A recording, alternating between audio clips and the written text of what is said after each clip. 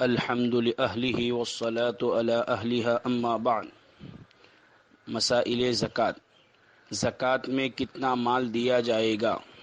زکوٰۃ میں کل مال کا 40واں حصہ 2.5% ادا کرنا ضروری ہے۔ مثلا 1000 پر 25 روپے زکوٰۃ ادا کرنا ہے۔ شامی زکریا۔ زکوٰۃ کی تاریخ کیا ہونی چاہیے؟ زکوٰۃ کے لیے شرعاً کوئی تاریخ مقرر نہیں ہے کہ اس تاریخ میں زکوٰۃ ادا کی جائے، بلکہ ہر آدمی کی زکوٰۃ کی تاریخ جدا جدا ہوتی ہے۔ شرعاً زکوٰۃ کی اصل تاریخ وہ ہے جس تاریخ اور جس دن آدمی پہلی مرتبہ صاحب نصاب بنا۔ مثلا ایک شخص 1 محرم الحرام کو پہلی مرتبہ صاحب نصاب بنا تو اس کی زکوٰۃ کی تاریخ 1 محرم الحرام ہو گئی۔ اب آئندہ ہر سال اس کو 1 محرم الحرام کو اپنی زکوٰۃ کا حساب کرنا چاہیے۔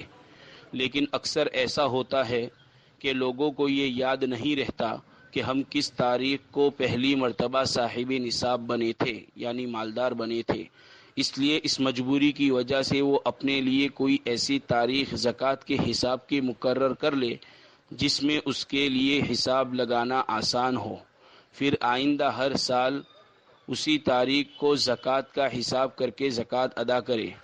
زکوٰۃ کے حساب کے لیے قمری یعنی چاند کی تاریخ مقرر کرنا۔ زکوٰۃ کی تاریخ کے حساب کے لیے قمری یعنی چاند کی تاریخ مقرر کی جائے، انگریزی تاریخ مقرر نہ کی جائے۔ فتاوی شامی زکریا۔ کیا رمضان المبارک کی تاریخ مقرر کر سکتے ہیں؟ عام طور پر لوگ رمضان المبارک میں زکوٰۃ نکالتے ہیں۔ اس کی وجہ یہ ہے کہ حدیث شریف میں ہے کہ رمضان المبارک میں ایک فرض کا ثواب 70 گنا بڑھا دیا جاتا ہے، لہٰذا زکوٰۃ بھی چونکہ فرض ہے، اگر رمضان المبارک میں ادا کریں گے تو اس کا ثواب بھی 70 گنا ملے گا۔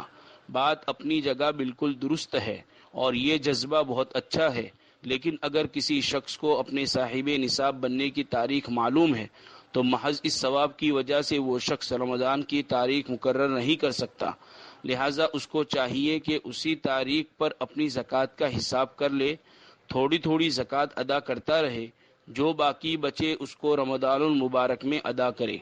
ہاں، اگر اپنے صاحب نصاب بننے کی تاریخ یاد نہ ہو تو پھر گنجائش ہے کہ رمضان المبارک کا کوئی دن متعین کر دے۔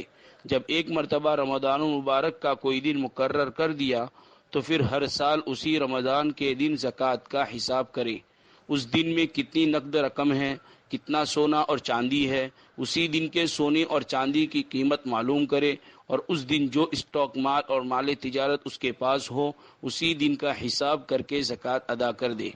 تاریخ ہر سال آگے پیچھے نہیں کرنی چاہیے۔ فقہی مقالات۔ حساب و کتاب کے ساتھ ہی زکوٰۃ کی رقم الگ کرنا۔ زکوٰۃ کا حساب و کتاب کرنے کے بعد اسی دن واجب الادا زکوٰۃ کی رقم الگ کرنا ضروری نہیں ہے، لیکن اگر الگ کر دے تو بہتر ہے تاکہ حسب ضرورت الگ کی ہوئی زکوٰۃ کی رقم سے زکوٰۃ ادا کرنے میں آسانی رہے۔ کتاب النوازل۔ مالک کا زکوٰۃ کے نوٹ عدل بدل کرنا۔